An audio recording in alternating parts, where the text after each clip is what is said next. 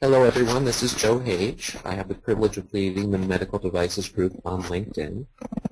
And today, I have the privilege of introducing Maureen Carlson from Appleseed Partners and Carrie Nauyalis. Oh, I did so well when I pronounced it before. Say it first properly.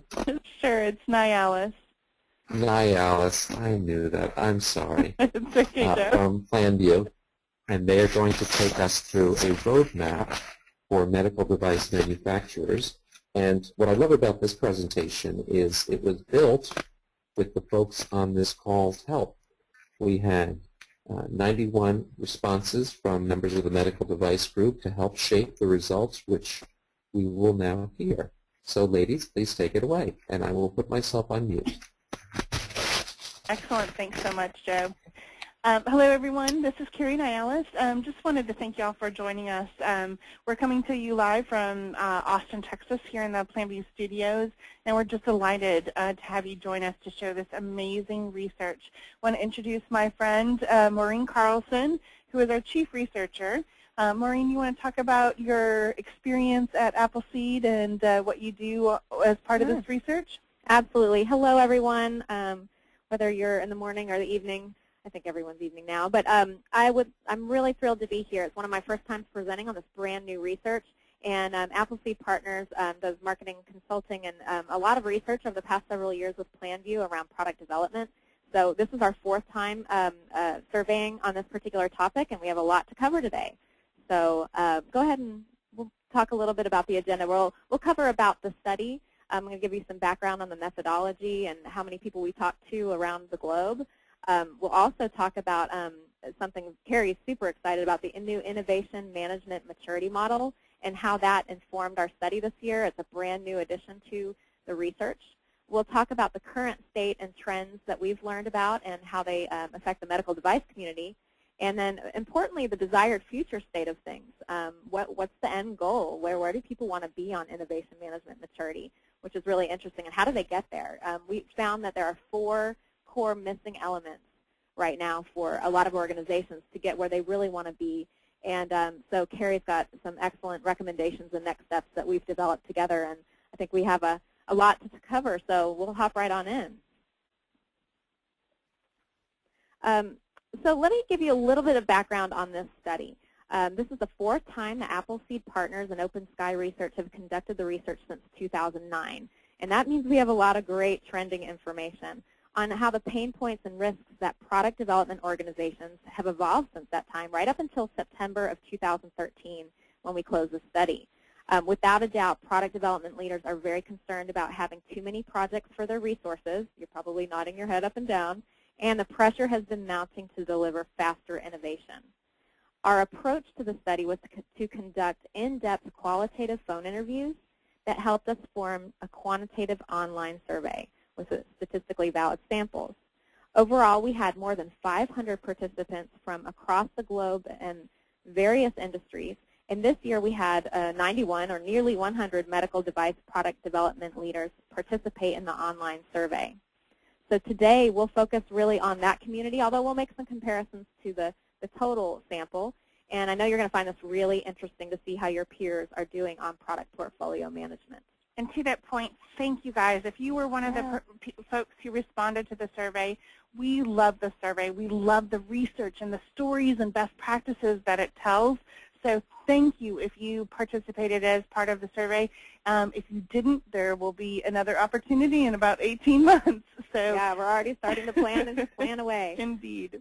Which really, when we started this study, we said, let's take a step back. What do we want to learn this year? And in fact, I asked several product leaders and stakeholders, including Carrie, who's deep in this area, what do you want to learn this year from the study?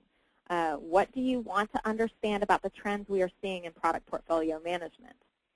Yeah, and you know, as the solution evangelist here at Planview, it is really my job to be a thought leader in this space. And when Maureen asked that question, I really had to stop and take a step back and say, what do I want to know? And we have these core trend questions around business risks and pain points and productivity and the commercialization process and tools. But I really couldn't articulate, well, what are the best companies doing and what are the lower maturity companies doing, so that we can kind of provide a roadmap for folks on how to get better and to suffer from less of those pain points and the business risks. You know, if you take a look at the research from StageGate International, from Dr. Bob and Dr. Scott, really being able, when they show their research about the success of products in the industry and the launch of products and projects, project execution, they always do it on a comparison of the best companies versus the worst companies. And nobody wants to be in that worst company kind of bracket. But also, you know, we kind of took away the connotation of the good and bad and just made it a maturity model, and not necessarily everybody needs to be at that top maturity. But I wanted to understand these trend questions in context of a maturity model. Yeah, and I just thought it was the ideal time to add this aspect to the research. And as a result, this year we have a whole new dimension to share and how it affects trends and opportunities. So I think you'll find that today. So in order to add the innovation maturity dimension, we added 3 new elements this year to have participants rank themselves in these core areas of innovation management maturity. One was from a people perspective, second is processes, and the third is tools. Carrie, could you explain a little bit more about these 3 as they relate to innovation management? Yeah, when we talk about innovation, when we talk about portfolio management, when we talk about product development, we often use the phrase people, process, and tools. People, processes, and tools. So really thinking about that perspective, that's the image that really came to mind around this innovation management maturity model. And really being able, if you think about it as 3 legs of a stool, that's what your innovation program is sitting on. It's sitting on people. And when I talk about people, I'm not talking about the engineers and the resources who are doing the actual product development. I'm talking about the structure around that. Organizationally, how are you driving innovation? Is innovation everybody's job, which I would submit to you, it means that it's nobody's job potentially? Or is there a core group that's focused on it? Or are several people tasked with that? Is there some kind of a center of excellence to manage really the other 2 legs of the stools, managing the processes, making sure that they're repeatable, whether it's a phase gate, a stage gate, whatever you might call that gated process, your commercialization process. Is it automated? Is it repeatable? Does it cover all the way from ideation through to launch and through to sunset, or does it stop at launch? You know, so really kind of surveying on that perspective. And when it comes to tools, it's really about purpose-built, best-of-breed applications, software, and that type of tool to really speed innovation. And it's about integrating those tools to other systems across the company. So really having those 3 perspectives and those 3 legs of the innovation management stool to come into play. Great, thanks, Carrie. So we wanted to delve in first to the current state. You know, where do they see themselves on these 3 legs of the stool? How would they rank? And first, let's take a look. This is the innovation management maturity model that was used for participants to rank their organization. So obviously, this is a serious eye chart here. You're squinting and trying to focus in. You can get the full version in the research report. But what's most important at this point is to understand that we use a 5-tier grading scale, and that level 1 was that lower level of maturity, or the lowest level, and level 5 is the highest level of maturity. Across the top, you see strategy, people, processes, and tools. But you don't really need this to rank yourself, right, Carrie? No, you know, I've been talking about this innovation management maturity model, you know, since we developed it back in June. Maureen and I were Skyping back and forth, really taking all the information we'd learned from others and consulting with some experts in the industry to make sure that we got it right. But in presenting this information around the world, you know, I really found that I didn't need those descriptions. Give people a scale, and people can rank themselves on not only where are they today as it relates to people, process, and tools, but also where do they think they need to get to on that same scale. Exactly. So let's look at how medical device participants rank their companies on these 3 core areas. From a people perspective, you see here that more than 40% ranked a lower level 1 or 2. About 30% are a level 3, 13% are a level 4, and about 10% have reached the highest level of maturity. those are the companies that have developed a center of excellence and have the roles and functions in place to drive faster innovation into their product portfolio. Did you want to comment on that, Carrie? Sure. I think this one is a little bit different, and we're not going to do a comparison between medical device industry and the larger population, including CPG, technology, heavy manufacturing. But in this case, this one surprised me a little bit in that the MedDevice companies reported to be a little lower on the maturity scale as it relates to people. In that, and you can go to the full report to be able to access that and do your own comparison, and we definitely encourage that. The people side surprised me a little bit because I think that having that framework and that organizational structure, you guys are delivering life-saving products and really enhancing people's lives as they're dealing with medical issues. To really be able to drive innovation in that space. So it was surprising to me a little bit that the maturity was a little bit less than average on the people side. So you may not have the organizational structure, but that's something that is certainly implementable if you think you need to get there. And to that point, I want to make this comment in context on all of these levels. Level 5 may not be your end goal for all of these things. You need to decide for yourself as a company, for your brand, for a particular product line, what needs to be your level of maturity. Maybe you don't need a center of excellence to manage the process and tools and the strategies and the people behind all of that innovation and growth, but maybe you do. Only you can decide. So we're just kind of reporting on this as a framework. Right. Let's move on to process now. Okay. So here we look at the same data from a process maturity perspective.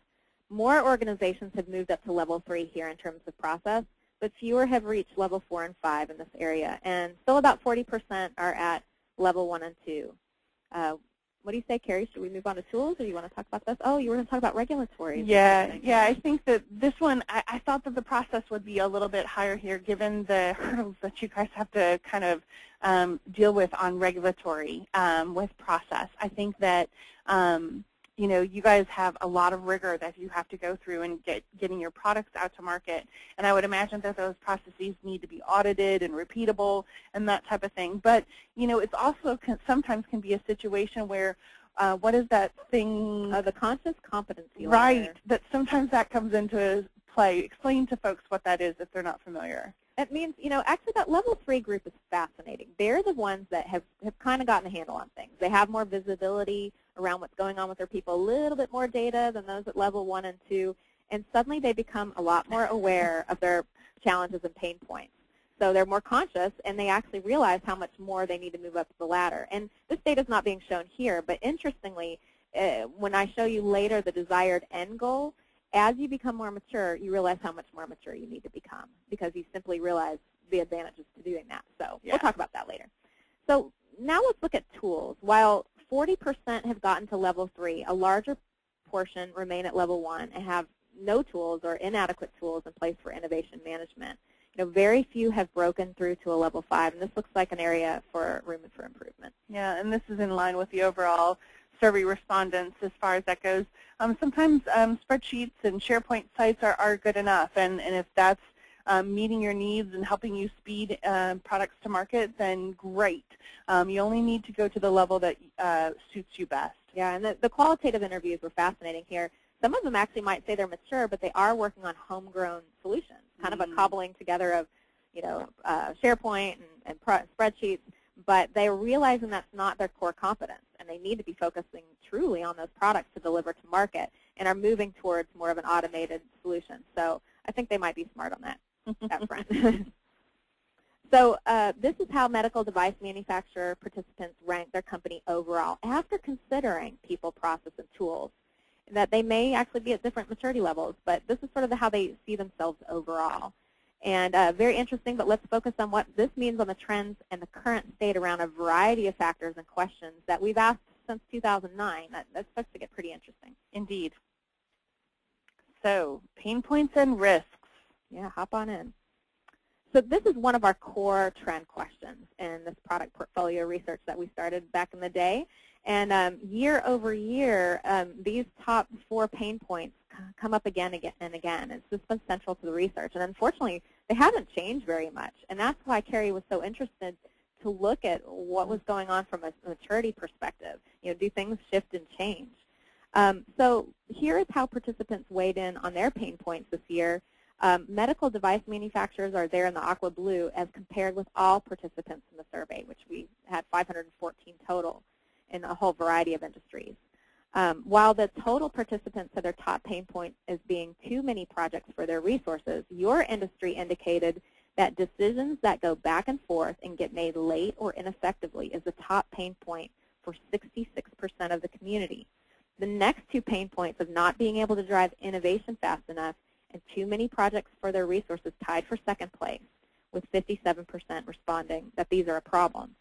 The fourth rated by both groups is certainly related to those top pain points, not being able to consistently and transparently measure the value of projects, which has a lot of impacts, as you're going to see throughout this presentation. So, Carrie, I know you have a lot of thoughts around this particular Yeah, I mean, and this is something that I posed to the group, you know, keep the chat going, and really tell us your thoughts. Why do you think that the medical device community suffers a little bit more than the general population of product development companies with the decisions that go back and forth or get made late in the process? You know, for the overall participants in the last 4 studies, too many projects for resources continues to be #1. I think a lot of companies suffer from saying yes to a lot of things, hoping that a few things are big hits in the marketplace. And that's for a variety of reasons. You know, they don't have data, they don't have the reports that they need to make good analysis, or whatever those reasons may be. So it was really surprising to me, and it's exactly why I love this innovation management maturity model, to bring out these differences. And Maureen and her team can slice and dice this, you know, based on any imaginative question that I come up with. Well, what does this look like when we separate it by industry? How is it different? I'd love for you to debunk my thought here, but one of my hypotheses here is that you're making huge decisions. These are very high-value products and projects that you're putting resources on. And when decisions are difficult, that could be one of the things. But I'd love to hear your thoughts on chat and throw in some possible reasons why, because that's significant that it's that much higher. This is Joe. I just popped in just to say I sent a note out to the entire audience. 2 decisions go back and forth, get made late or ineffectively at your company. You're welcome to type back a note to us. Thanks. Going back on mute. Interactive. Thank you, Joe. So here are the top risks, another really important part of our research to look at. What are the business risks when managing a product portfolio? These were pretty much in line with the total participants, with 60% being concerned about time to market and missing competitive or seasonal windows. There was a shift, though, for the second risk for medical device manufacturers as compared with the total sample. For your industry, the second greatest concern is unclear priorities as business conditions change. But for the total population, it's not quite shown here, is their second highest risk is missing the voice of the customer and developing the wrong product. I'm glad to see that's not as high up for you, because that's really a concerning one. For the total population from a trend standpoint, another really important thing we learned this year is that time to market shifted from 5th place last year to the top risk this year. This shows that there is a lot of urgency and greater than ever, and that this risk is escalating. For risks, it's also interesting to look at how they shift based on maturity level, which we'll do next. But Carrie, before I do that, did you have any comments you want to make? Sure. I think that time to market pressure is really key, and it's actually why we titled the study "The Need for Speed" as it relates to this, because it is it's absolutely on the hearts and minds of people in the industry in trying to hit those target windows, and as a result, the associated revenue targets and margins, that type of thing.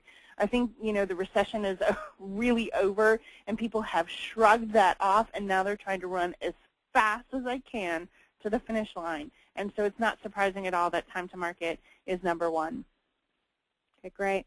So here's, you see the risks that are different for those different maturity levels. So we bucketed together level 1 and 2. Those are at the lower level of maturity. Level 3 is in the middle, and level 4 and 5 on the upper end of the maturity model.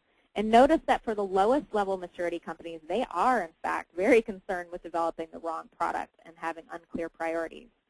At the highest end of maturity, they're more concerned with time to market, meeting revenue targets, and budget concerns, as they probably should be, right? Yeah, I mean, that is probably the thing that keeps people up at night is hitting those.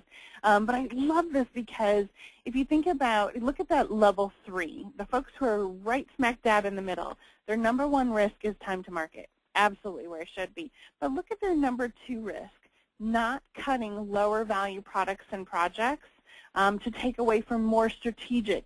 And see how that totally doesn't even show up in the top 3 for the level 4 and 5 folks.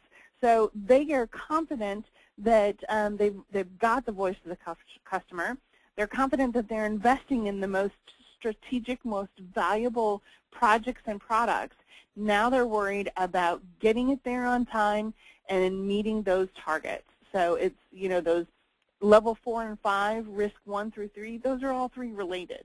So I think that's a really compelling reason for folks to move up in that maturity model to really deal with a whole different level of true things to be concerned about. I do feel for those folks who are still trying to figure out if they're shipping the right product. Yeah, it doesn't help to have a fast time to market when the wrong things get to the market faster. So let's keep moving forward, and let's continue with the current state of things, but now looking at it through the lens of strategic planning, data, and culture. So keep in mind those pain points and risks all the way through this, and you're going to draw some connections. So one thing we like to do in our research is not always have multiple guests, but is to listen to the direct, open-ended words from participants. I thought these were 3 comments captured the sentiments of many medical device product leaders around strategic alignment and planning in the context of their most pressing concerns for managing product portfolios. So you can take a look at these, but I think that I think the one that stood out to me the most is that second quote: lack of a strategy or alignment to that strategy for the resources. This is something that is absolutely core and central to being able to drive innovation. When your strategy isn't clear and you're not able to apply your 2 most precious resources, your people and your money, to that strategy, you're going to struggle. You know, I talk to folks, and you know, this is what I love about product development folks. When you say, what are your goals that you're trying to achieve this year? Well, we're trying to achieve a 10% increase in revenue through the delivery of net new products to the marketplace. Fantastic. Which ones are those? Oh, that one's a little bit harder. So that lack of alignment between the strategy and what you're going to execute and how you're going to apply your people and your money to the execution, that gap can present some problems. It's fantastic to have the strategy and it's fantastic to have the roadmap, but marrying those 2 things together can be real money for your company. Oh, and my phone calls over and over again. That gives the power to say no. Yeah. And so we'll talk about that in a few minutes. The next several slides are my favorite ones because they're about data, and obviously I'm a data person, but this is so central to some of their challenges that you're experiencing. So we asked whether companies are killing products early enough in the commercialization process. More than 50% of companies that are medical device manufacturing, and also in the overall community, it turned out that pretty much all 500 said this, that 50% don't think they're killing products early or often enough. As we look ahead to the next few questions, we'll drill into why and see how a lack of data impacts this issue big time. Yeah, and Maureen, you said, you know, in passing that people were really emphatic in the phone interviews about this one. You know, is your company killing products early enough? No! You know, and then this is really key, you guys. You know, we talked to one company, and basically they said if we were to kill just one product earlier, at one gate earlier in the commercialization process, we would save the company $1.2 million. I mean, my eyes kind of popped out of my head, you know, as far as that is real money. It's very tangible, and it sure does pay for some investments in innovation management. So if you're trying to get a center for process excellence stood up, well, how about tying it to that benefit and that ROI? Just one product earlier, or one product one phase earlier, or one gate earlier. And some had tangible costs, and others talked about opportunity costs and how significant that was too. So there's a lot here. Let's go on to the next slide and talk about this from a little different perspective. We got to use the maturity model here. So now this is showing those same results by innovation management maturity level. And you look across the bottom. As you can see from the green and red, as you move up in maturity, companies do become actually better at killing products earlier. Now you'll note that these are cautionary sample sizes, but these, and then it says data is directional only at the bottom of the chart. But I can tell you that I was comfortable showing this because the data for the overall sample is the same, so it follows the same trend. And I think this is pretty significant that you see up to the right. They are killing more products as they become more mature, and we'll look at why that is here in a minute. So now we had to ask why, right? Why are they not killing more products? Because remember that emphatic, oh my gosh, we have to be doing this. So as compared with all participants, the top reasons why medical device manufacturers are not killing more products earlier in the commercialization process, they say, is a lack of rigor in determining the highest return, highest value products. This may also be related to the next few reasons due to a lack of clear kill criteria, which was actually #1 for the total sample. Process that's personality-driven versus data-driven. I'm sure that's never happened to you. Ouch. Someone's yelling the loudest. And possibly undefined strategy and metrics. I think everybody's kind of saying, please tell us what the strategy and the top priorities and that strategic alignment is so that we can actually say no sometimes. So this one is really significant as far as if you take a look at those top two. So the kill criteria is unclear or non-existent. That's the #1 response for all participants. And then when you look at the medical device manufacturers, I mean, 10% difference on that as it relates to lack of rigor. This is one, Joe, would you mind maybe sharing your thoughts on why you think that might be? Just conjecture, and those of you on the chat, please chime in too. Yeah, actually, I was going to unmute myself a moment ago when a great big truck went by. This really strikes me as well. This is a significant difference, and I wanted to ask the folks on the call, perhaps not everyone has been in medical devices their whole career. Do you feel that we as an industry are, I don't know, entering more projects without kind of the due diligence that maybe we've become accustomed to in our earlier industries? I really don't have a point of reference that I remember feeling this way, that there was this much ambiguity going into a project in the beginning. Yeah, and when you're deciding amongst many good I'm looking ideas. at some of the comments coming in. Great. Yeah, that whole determining the highest. Let me just add what. There's a comment here that came in from, and forgive me, Sana, if I'm not pronouncing your name properly. She writes, isn't it because the medical device companies don't have a broad enough product portfolio, and it won't look good if they cut their current products? Could be. So maybe it's a matter of, if I understand her comment, about trying to evolve the current product as opposed to revolutionize with a new product. Perhaps there's something there for your comment, and I'll put myself back on mute. Well, I think that there's also a good point, and it's something that as I've learned more about the medical device industry, there's not a large portfolio of existing products that you're dealing with. And so it's enhancements to existing products and maybe a smaller percentage on net new innovation. And so when you're dealing with a smaller portfolio, you're not a Procter & Gamble, you're not a Kraft or a Kellogg, especially some of these major CPG-type companies, or even heavy manufacturers out there like the Lennoxes of the world or Flowstar. So maybe you're dealing with a smaller portfolio set, and so you know, being able to kill something earlier in the commercialization process would be a really significant kill. And if the pipe isn't full of other ideas to invest in, how do we grow the company? So yeah, there's a lot of conversation around this, and you know, we would love to continue to hear your feedback on this question. But Maureen, let's keep going and continue on with the rest of the research. Yeah, absolutely. So several of the pain points and risks that appear in this survey have relationship to this chart about data. You know, this chart shows the picture for medical device manufacturers. More than 50% say they have access to data, but that it can be inaccurate for a variety of reasons. And another 20% have access, but it's not timely or current. Another 10% simply don't have any access to data. That can be hard to have rigor when you don't have data. And this actually really related to the fact that the overall sample, 80% are making decisions based on, you know, inaccurate or inaccessible data.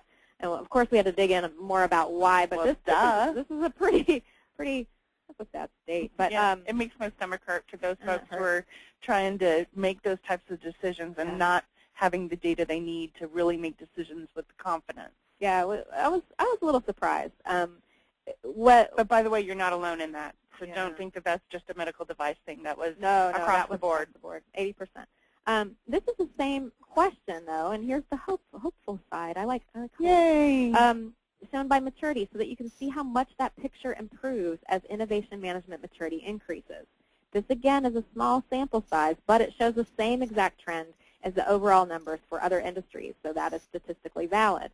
And you see just enormous jumps here. I mean, going from up to 44% having immediate access to accurate data as compared, as you can see, with the other lower maturity levels. It's just a big jump. So, Carrie, maybe you want to? Yeah, this one gets me a little riled up, I confess. So, I mean, just when you apply that innovation management maturity model to this same question, it really shows the differences between some of the leading companies and the companies who are a little bit more challenged as it relates to managing innovation. Not innovation itself, but managing innovation. And it's a really compelling reason to encourage companies, and also for you as folks in the trenches, and also to your executives to say, hey, we've got a great opportunity here. What changes can we make to make a difference? Yeah, and then we went and asked in a little bit more detail, and we found that the main reasons behind the lack of accessible, accurate data are the following shown here. You know, information is in silos, probably not a surprise to everyone. It's not centralized. There is a lack of consistency on metrics definitions and a lack of ownership for reporting and analytics. And the last one there, a lack of robust technology and reliance upon spreadsheets. So metrics, analytics, process technology, I think these all interrelate to each other too. Yeah, absolutely. Those top three are all three connected. When you don't have a single source of truth and defined metrics by which everybody agrees on, this is how we're going to evaluate our portfolio, and the analytics and reporting to dig in further into those metrics, you know, or in a tool to be able to do it out of, absolutely key. Right.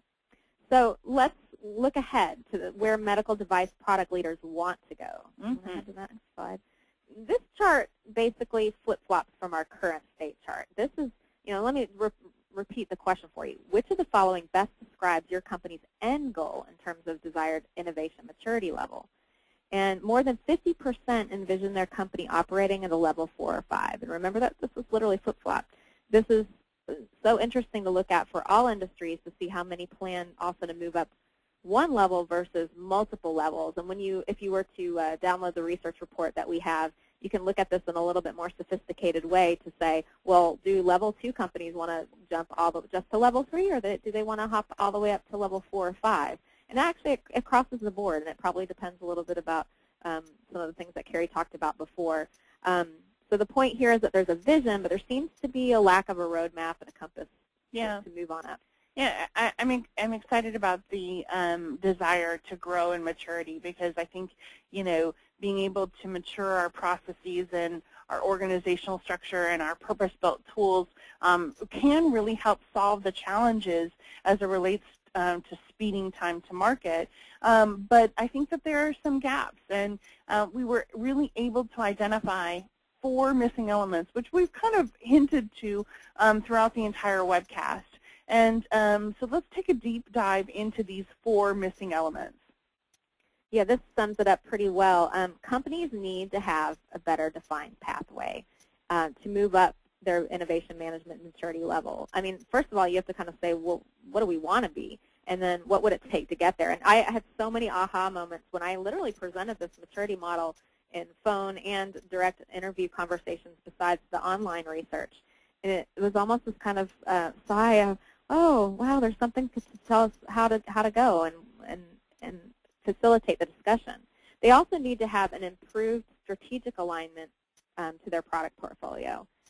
They also need to have more reliable access to accurate data. I don't mean to over-drill that one, but for decision making. And they also need to develop more of a culture. That kind of came up a lot, of fostering innovation with the right balance of risk and the ability to rely on data to ensure the highest productivity, and also the ability to kill products when the time's right, fail fast, right? For sure. Yeah, so just, let me translate that a little bit. A defined pathway, start with the innovation management maturity model, assess where you are, talk to your colleagues, ask your boss where he or she thinks that you guys are. Is there maybe a gap? But just go to planview.com/innovation model, and you can take the test for yourself, see where you are, see those criteria, and assess yourself as it relates to people, process, and tools, and really take a look at that pathway or that framework. As it relates to strategic alignment, every company has got those strategies defined, but internalizing them and aligning those strategies with how you spend your people and money, it's absolutely crucial. And it's really, it can be, sometimes, not always, it can be really easy to do and free to make that connection so that you understand it's great that we have this objective or strategy or mission. How are we going to get there? What are the tactics and the programs that we're going to execute to do it? Both Maureen and I get a little excited when we talk about data because it is so critical. Her being a researcher quite naturally, I think I'm just a geek because I love that information, being able to slice it and dice it and be able to tell stories about it because that's how I learn. So being able to have that data at your fingertips so you can make decisions with confidence is key. On the culture side of things, this is the softer side of Sears, if you will. Being able to gently shift the culture if it's not a culture that really supports innovation. I was at one of the conferences and talking to a major CPG company that I admire so much. But when you walk up into their company, they have all of their winners posted all over the place. I'm like, fantastic. Where are the losers? Where are the people that failed fast, who are actually heroes, that they were able to figure out that this was not going to be a success in the marketplace, and they failed fast and were able to kill it fast? Where are those folks? Where are you celebrating those folks? And I got crickets back. So really being able to have that kind of culture, you think about the guy the guy from Dyson. How many prototypes did he go through to get that awesome vacuum cleaner? You have got to have that culture of failure. Otherwise, it's really hard to innovate. And being able to support that in your organization, staff it both with people and with money. So a few thoughts about how do you take those missing elements and maybe take some action potentially in your organization. And you may be one of those champions at a level 5 and you are rocking it and focusing on the right thing, your portfolio's humming, and that is awesome. High five to you virtually over the webcast. But for those of you who identify yourself as struggling a little bit with those pain points, wanting to move up in the innovation management maturity model, and really wanting to deliver the most life-saving, powerful, sometimes emotionally touching products to market that save people's lives. I mean, it's just incredible. I love talking to you guys because you deliver products that really do change the game and make a difference on the planet. So first recommendation, tell the truth. We learned this when we were kids, parents, tell the truth. But I find that there are some organizations that have a culture of lying to themselves. It's happy time, it's smiles and kisses, and things are great, and there's never been a better time to be at our company.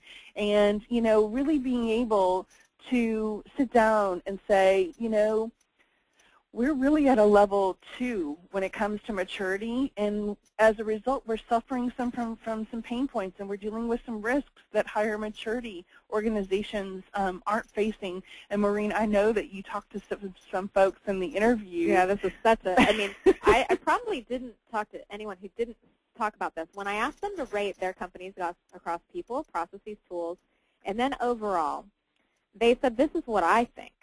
But if I were to have my executive team do this, it was almost always a higher level of maturity. What? How interesting. But that doesn't serve them well. If they went around to their product, you know, team and the people doing the work, there's a real gap there. I think this is an opportunity to go in and all self-quiz and see what you come back with and what's the reality of things. And this is an opportunity. Most of them said, wow, this is a way I could do it that I think makes sense to everyone. And it takes all of the emotion and the sting out of it to say, hey, where would you rate us? Well, I would rate us here, and this is why. And it's because of these specific bullets right here. It takes all of the emotion and drama out of it. So number 2, and it's about the strategic alignment piece. Everybody is charging forward and managing their innovation and delivering innovative products to market. Define it. Define how you're going to get there. How are you going to deliver those new products? How are you going to deliver against that strategy? Make that connection. Define the destination and really move forward. Number 3, oh, yes, I confess I'm opening the kimono and expressing my undying love for Schoolhouse Rock, and 3 being the magic number. We talked about it in the beginning with the innovation management maturity model. Think about it as a 3-legged stool. When one of the legs of the stool is a little bit shorter than the other one, you might experience some challenges. So figure out what the right balance is for you and make sure that you've got that right level of people, process, and tools. And make strides and make a specific plan on how to move forward. You know, if you think about the innovation management maturity model and this whole research study, it is chock full of best practices. Right. It's inherent in the questions and the answers. So you are given a guidepost as essentially how to self-diagnose and figure out how to move forward. So really take the power of that and apply it. It's free. Number 4, we just talked about this, culturally encouraging innovation, really having an environment that's there. When folks are punished for failing, when they are, you know, because innovation is not necessarily easy, especially breakthrough innovation, you know, really being able to define it and then encourage it in your organization is key. Any thoughts or anything on that one, Maureen? No, you know, most had a 3-phased kind of maybe a higher level view than even StageGate. And there were sort of 3 phases. And they knew that really failing more things, having more things in the funnel, but failing more of those in the funnel faster is a positive thing. But it's not necessarily viewed by some of the people in engineering and all of that. But part of it's because I think is that lack of criteria. Mm-hmm. So they don't, you know, it just looks like doom and gloom versus a positive thing. What they definitely wanted to see was that it was faster than certainly getting to the end of that second phase. Yep. Because money and, you know, time are ticking away there. For sure.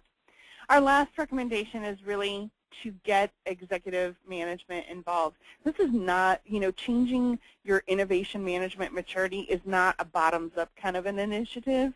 This is something that needs to be coming from the executives, shouted from the rooftops to say, we are trying to achieve these strategies in our company, and here is how we're going to do it. Here is the change. Ooh, it doesn't have to be painful.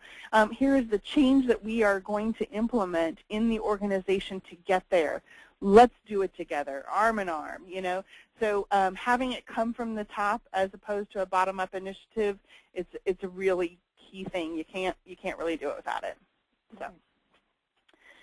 So one little kind of way to take that first step, as I mentioned, is to do that assessment for your organization on where you stand today. Compare it against the overall survey respondents and the full benchmark report from Maureen. Define what that desired end state is, and you can really move forward. So we've got one last slide here, and it's how you guys can get access to this particular information. We've been spouting off some websites and information and do it yourself.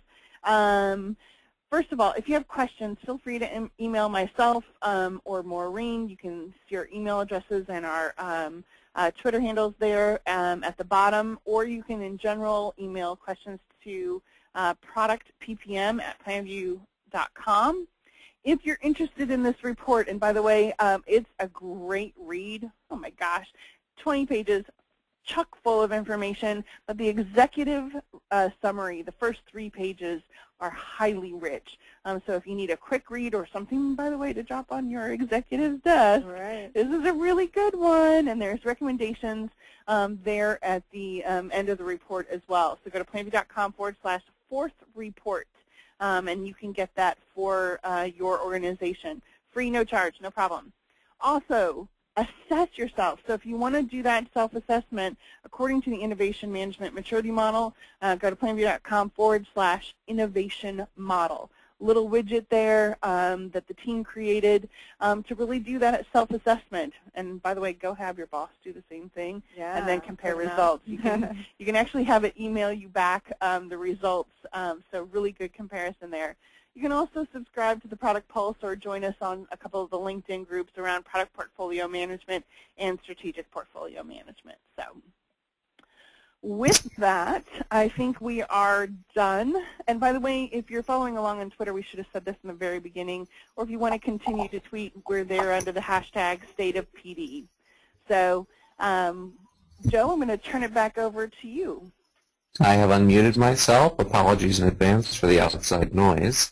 I'll add for everyone that the replay, the slides, the survey will all be emailed to you in a link that you can download them all after this presentation. Great. The first question I have comes from Madhu, and I think that he's in the UK. And he wanted to ask how would he go about, yes, he is in the UK, thank you. How would he go about implementing some of the things that you've taught today, and what are the skills required in the organization to work through these concepts most effectively? Great question. So really being able to implement some of this, I think that may have come in earlier, but I think that the first step that I would honestly recommend, and it's such an easy one, it'll take you 5 minutes. Go to that assessment. Go to planview.com/innovation model and go take the test for yourself. And maybe have one other colleague take it and have a short discussion about it over lunch. Really easy.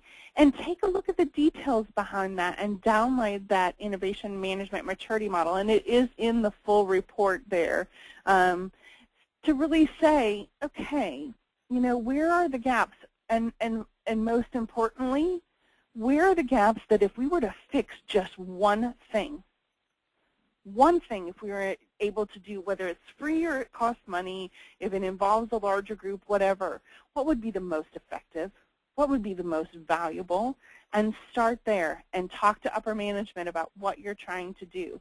But I think the first step and a great place, and by the way, we do have some white papers that I'll be following on as a result of this particular study that will give you some clues on how to talk to management and how to take some of those next steps as it relates to people, process, and tools. But take the first step and go to do the assessment. Great question. As it relates to skills, you know, I think that managing innovation takes a gazillion skills, whether it's communication skills, negotiation skills. You know, I don't know that it technically requires a lot of technical skills per se, but I think that really #1 skill is communication. This is about opening the kimono, and as I said in the recommendation, having an honest conversation within your organization to really be able to do that. We're trying to make it as easy as possible for folks to really take some of those steps. but having that communication skill on how best to deliver that message and how to kind of shift the culture in your organization. It's about being mindful of change management and being a good change manager. Oof, I talked to one person specifically about this at the Horizons event, actually, and he came up and he said, we're a $700 million nonprofit company, works all around the globe, and we're doing really well, and we're growing, and we're fine. But we're not, because eventually there's going to be diminishing returns on, we've got to expand, we've got to grow. And he said, but, my leadership team, I'm frustrated. They don't want to look at the innovation part. How are we going to go seek a new group out to help? But he said, I'm going to take this in, and we're going to do this assessment. And, he's a sharp guy with an MBA. And he said, I'm going to just use this as a way to have the conversation and facilitate the discussion. And I'm just going to pick a few things. And that's exactly what Carrie just talked about. Yeah. And I thought, gosh, I'm glad. On behalf of Daniel, who writes to us from Romania. And Daniel tells me that he has a young company. There are only 3 individuals at the company. And my question is, we've talked a lot about sharing these concepts with upper management and rallying support. What is the critical mass of employees, or what is the appropriate size where these concepts are most effective? Yeah, great question. We actually have this conversation internally quite a bit. And I found that the tipping point is actually around about 30. We're so grateful to welcome MUCOR to the Planview family of customers in product development. And they do blood testing equipment down in Atlanta. And props to my good friends there. But they're about 30 people, and they've been limping along with some spreadsheets and some SharePoint, and they did have to take it to management in that respect. When you're a group of 3 folks, you can very easily sit down and have a coffee and talk about some of this stuff. But defining it, writing it down, putting it up on the wall, and making sure that that strategy as your company, whatever that is, defining that strategy and making it so crystal clear amongst the 3 of you about what you're aiming to achieve when it comes to delivering innovation to the marketplace, having that clarity of message and strategy, that that might be enough to get you there.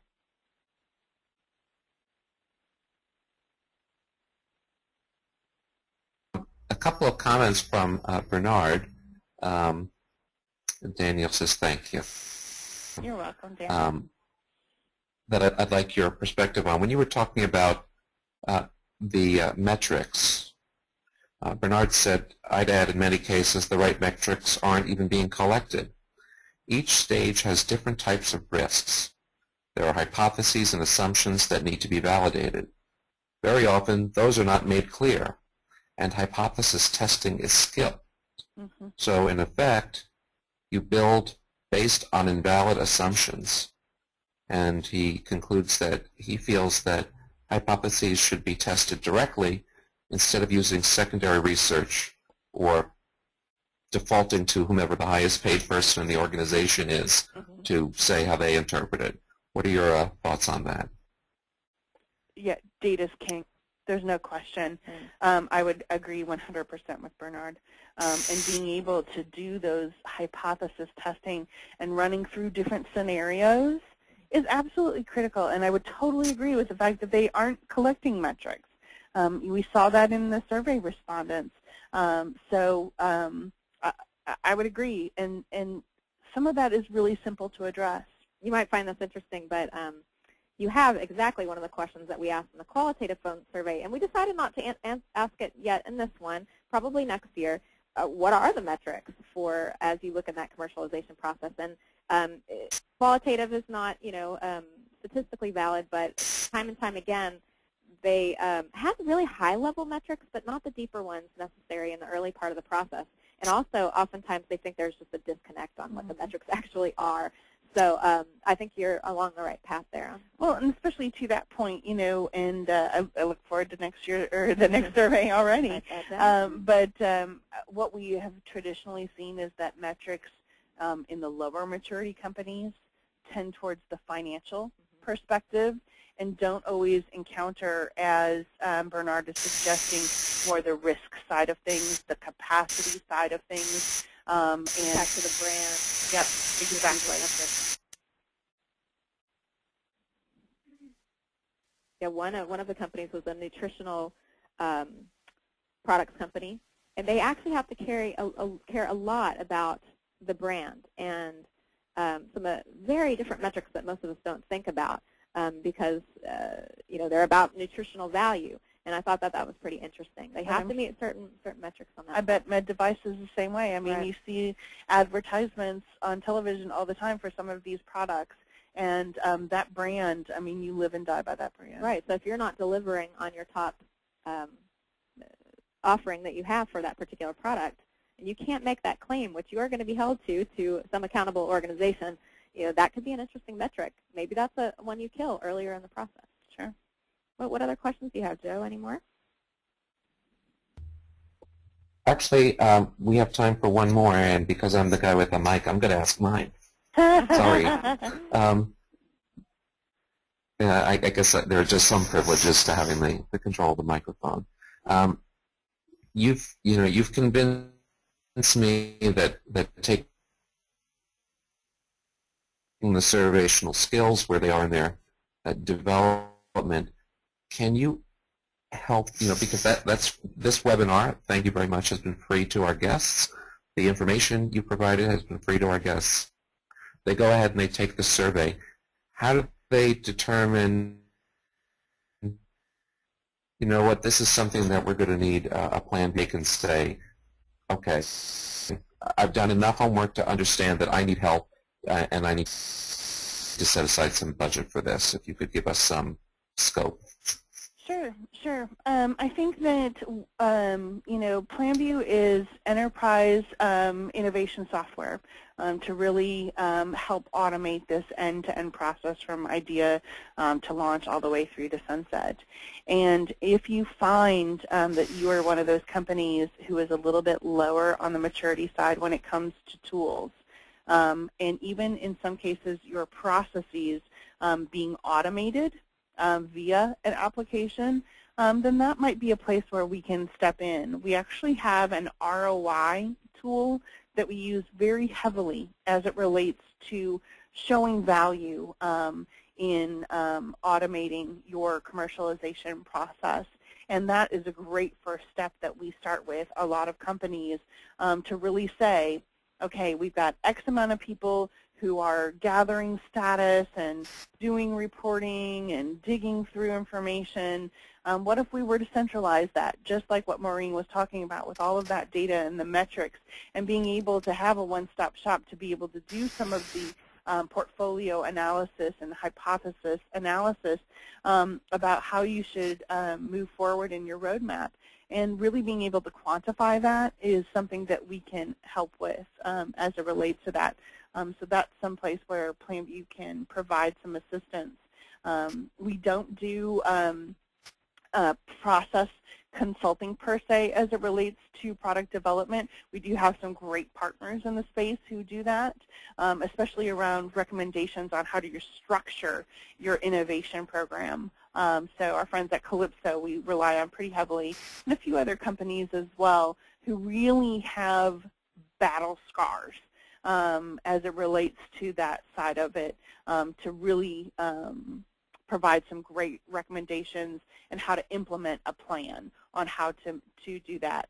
So we can really handle it on the tools and process side, and then bring in the experts when it comes to the resources and the processes.